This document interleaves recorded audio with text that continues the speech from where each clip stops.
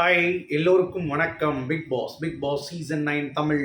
So இந்த வீடியோவில் பார்வதிக்கு கிடைத்த ஒரு அதிரடி வெற்றி அப்படின்ற தலைப்பில் தான் வந்து பேச போகிறோம்.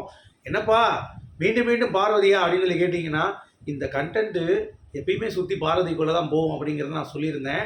அதுக்கேற்ற மாதிரி ஒரு குறும்படம் கானா வினோத் அவர்கள் சொன்னதை பற்றி வந்திருக்கு. அப்புறம் பெரிய பெரிய ஆர்டிக்கலில் ஸ்கேம்ரா அவர்களுடைய தோல் உரிப்பு அதையும் வந்து பார்க்க போகிறோம். அடுத்து இந்த சீசனில் கேஷ் பாக்ஸே இல்லையாமே அப்படின்ற ஒரு தகவல் வந்திருக்கு. அதை பற்றி பேச போகிறோம். ஸோ டோட்டலாக 3 டாபிக். ஸோ வீடியோக்குள்ளே போகிறதுக்கு முன்னாடி சேனல் புதுசாக இருந்தீங்கன்னா கண்டிப்பாக சப்ஸ்கிரைப் பண்ணிக்கோங்க. சப்ஸ்கிரைப் பண்ணாதவங்க சப்ஸ்கிரைப் பண்ணிக்கோங்க. வீடியோவை பிடிச்சிருந்தா ஒரு லைக்கை போட்டுருங்க மறக்காமல். இப்போ நம்ம வீடியோக்குள்ளே போகலாம். ஸோ பிக் பாஸ் சீசன் 9 தமிழில் பார்வதி எவிக்ஷனுக்கு அப்புறம் அப்படியே வந்து பார்த்திங்கன்னா டவுன் ஆகிடுச்சு. டிடிஎஃப் வின்னர் அரோரா அப்படின்னு சொல்லிட்டு ஜாலியாக வந்து சப்ஸ்கிரைபர் ஒருத்தர் உள்ளே போகிறாரு. அப்படி போய் நின்று அப்படி காமிக்கிறாரு, அந்த இதை எடுத்து காமிக்கிறார். அந்த ப்ரொமோ கீழே வந்து பார்த்தீங்கன்னா கமெண்ட் பார்த்தீங்கன்னா, என்னங்க இது சப்ஸ்கிரைபரா பலூன் சப்ஸ்கிரைபரான்னு கேட்டுட்ருக்காங்க. வியூஸே இல்லை. அரோரா டிடிஎஃப் வாங்கினது யாரும் பார்க்கல, திரும்ப மாட்டுறாங்க. அரோரா டிடிஎஃப் வாங்கினாலா? அது ஏதோ சபரி வாங்க வேண்டியது ஏதோ தப்பிச்சிருச்சு, ஏதோ கூட்டாப்போக்கில் வாங்கிருச்சு, என்னத்தையும் ஒரு லக்குடா அப்படின்ற மாதிரி விட்டு போயிட்டாங்க. யோசிச்சு பாருங்கள். எஃபர்ட் போடலங்கிற சொல்லலை, டிடிஎஃப் நல்லா தான் எஃபர்ட் போட்டு அரோரா பொறுத்த வரைக்கும். ஆனால் இந்த ஸ்டேஜுக்கு அரோரா டிசர்வ்டான்னு கேட்டிங்கன்னா கண்டிப்பாக இல்லை. அதுதான் மக்களுக்கும் தோணுது. யாரும் பார்க்க கூட இல்லைங்க அரோராவை. அந்த மாதிரி ஆயிடுச்சு. இவர் உள்ளே போய் என்ன அப்படியே போகிறது என்ன, வக்கீல் வண்டு முருகன் மாதிரி அப்படியே அந்த டிக்கெட் ஃபினால் எடுக்கிறது என்ன, கையில் கொடுக்கறது என்ன, போடுற சீன் என்ன, ஐயோ அப்படின்ற மாதிரி இருந்துச்சா. அதான் சொன்னேன்ல, கர்மா கூடிய விரைவில் குருமா கொடுக்குண்டு. அதே மாதிரியே நம்ம சிக்கன் குருமா வந்து இன்றைக்கி விஜய் சேதுபதிக்கு கொடுத்துட்டாங்க. பார்த்தீங்களா இல்லையா? கானா வினோத்தும் நம்ம கமருதீனும் பேசிகிட்டு இருக்கிறப்ப கமருதீன் சொல்லுவான், இது ட்ராமா மாதிரி தான்டா இருக்குது அப்படின்னு சொல்லுவார். அப்போ உடனே கானா சொல்லுவார், டேய் அது அப்படி இருந்தாலும் அவள் அது பண்ணுறது உன்னை இழுக்கிறது தான் தெரியலையா, அது அவளோட கேம்னு தெரியலையா அவனுக்கு, ஏன்டா நீ முட்டா பையன் மாதிரி வார்த்தை விட்டுட்டுருக்க, அவள் பண்ணுறதே கேமாக இருக்கட்டும், அது விட்றா அப்படிம்பாரு. காரணம் பார்த்துருக்கீங்களா? அந்த கிளிப்பு இப்போ ட்ரெண்ட் ஆகிட்டு இருக்கு. நான் பார்த்த கூட அதை கவனிக்கல உன்னிப்பா. பட் இந்த ஆக்டிவிட்டிஸ் பற்றி அப்போ திருப்பி கமருதீன் சொல்லுவார், 50 லட்சத்துக்கு தானே அவள் ஆக்ட் பண்ணுறா அப்படின்னு சொல்லிட்டு. ஆண்டா அது தெரியுதுடா எனக்கும் அப்படின்னு சொல்கிற நம்ம கானா வினோத் பார்வதி அப்போ அப்படி சொல்லலாமா? சொல்லுங்க கானா. உங்களுக்கே தெரியுதுல்ல அவள் அது ஒரு விஷயம் பண்ணுறான்ட்டு.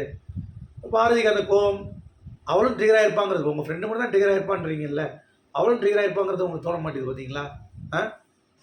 இதெல்லாம் என்ன கானா அப்படின்ற மாதிரி தான் இருந்துச்சு. என்னை பொறுத்த வரைக்கும் கானா வினோத் வந்து ஓரளவுக்கு இங்கே இருக்கிறவங்களில் யார் வின்னராக அடுத்து வரணும்னு நினைக்கிறீங்க எனக்கு கேட்டிங்கன்னா கானா வினோத் தான் சொல்லுவேன். சரியா? ஆனால் பார்வதியுடைய ஃபேன்ஸ்னு ஒரு செட் ஆஃப் பீப்புள் இருக்காங்களா, அவங்க யாருக்கு ஓட் போடுவாங்கன்னு பார்த்தீங்கன்னா யாருக்கும் ஓட் போட மாட்டாங்க. ஏன்னா பார்வதி யாருமே ஸ்டாண்ட் பண்ணல. கானா வினோத் கூட திட்டி தான் விட்டார் லாஸ்ட்டாக போகும்போது. திவ்யா கமருதீன் சப்போர்ட் பண்ணி பார்வதியை திட்டிகிட்டு இருந்துச்சு, அவனெல்லாம் போய் கல்யாணம் பண்ணிக்காத வேஸ்ட்டுன்ட்டு. அது சொல்கிறதுக்கு இவ யார்? திவ்யா. அதே மாதிரி நீங்கள் எடுத்துக்கோங்க, விக்ரம் கேட்டு திறந்துச்சுன்றான், சபரி விசில் அடிக்கிறான். ஸோ இல்லை எப்படி ஓட்டு போடுவாங்க? பார்வதியோட வெயிட் வந்து பார்த்தீங்க அப்படின்னா வேஸ்ட்டாக தான் போகும், போடாமல் தான் இருப்பாங்க, எபிசோட்ஸை பார்க்க மாட்டாங்க.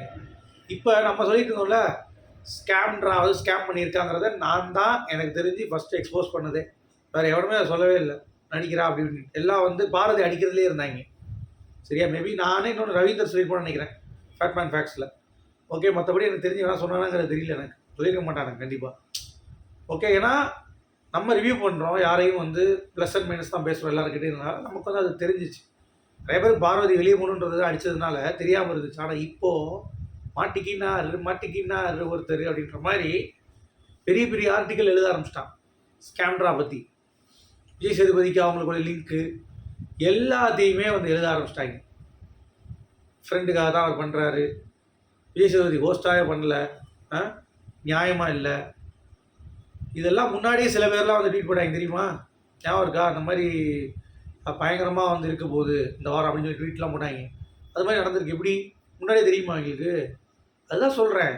So everything is scripted as per என்னென்ன டிமாண்ட் பண்ணுமோ அதை பண்ணிகிட்டு இருக்காங்க அப்படிங்கிறது பார்க்கும்போது அது கொஞ்சம் கொஞ்சமாக வெளியே வருது. மாட்டிக்கினாங்க. ஸோ சாண்ட்ராவோடைய ஆக்டிவிட்டீஸ், விஜய் சேதுபதியோடைய ஆக்டிவிட்டீஸ் எல்லாமே வெளியே தெரிஞ்சிருச்சு. ஸோ இது வந்து ஒரு டிஆர்பிக்காக நடத்தப்பட்ட ஒரு ட்ராமா அப்படிங்கிறது தெரிஞ்சு போச்சு. சரியா? அடுத்து இப்போது அதிர்ச்சி தகவல் என்னென்னா, இந்த சீசனில் கேஷ் பாக்ஸ் அப்படிங்கிறதே கிடையாது. பழைய கண்டஸ்டன்ஸ் செலிப்ரேஷன் முடிச்சுட்டு கேஷ் பாக்ஸில் திறந்தா 10 பில் பிகிஸ் பேக்கெட்டு சாப்பிட்டு அப்படியே சட்டி கையில் அடிச்சு நக்கிட்டு போ அப்படின்ற மாதிரி கொடுத்துருவாங்கன்னு நினைக்கிறேன். ஸோ அந்த நியூஸ் உண்மையாக தான் நல்லாயிருக்கும் அப்படிங்கிறது தான். ஸோ ஆக மட்டும் சாண்ட்ராவுடைய முகத்திரை கிழிந்தது. உங்களுடைய கருத்துக்கள்? சாண்ட்ரா மட்டுமில்லை, விஜய் சேதுபதி, விஜய் டிவி எல்லாத்துடைய முகத்திரை கிழிந்தது.